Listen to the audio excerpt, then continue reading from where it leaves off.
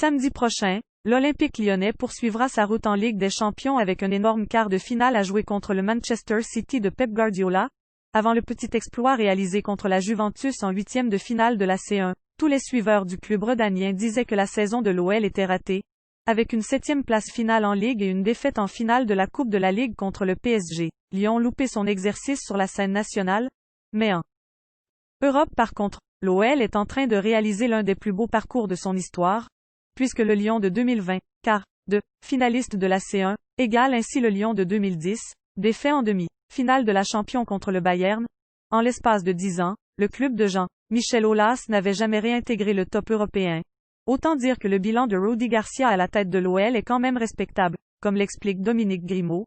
L'OL est dans le top européen avec lui, donc c'est loin d'être honteux. Garcia peut-il conquérir le cœur des supporters dès qu'il est arrivé à Lyon au mois d'octobre? C'était déjà plié pour lui.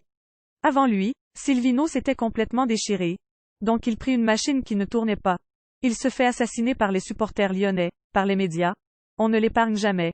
Mais lui, il ne s'est jamais débiné par rapport aux supporters. Il toujours su affronter la fronde.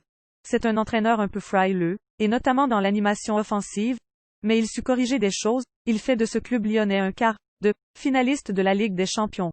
L'OL est dans le top européen avec lui, donc c'est loin d'être honteux. Lâchez le consultant de l'équipe d'Estelle, qui estime donc que les supporters des Gones devraient être plus cléments avec Garcia.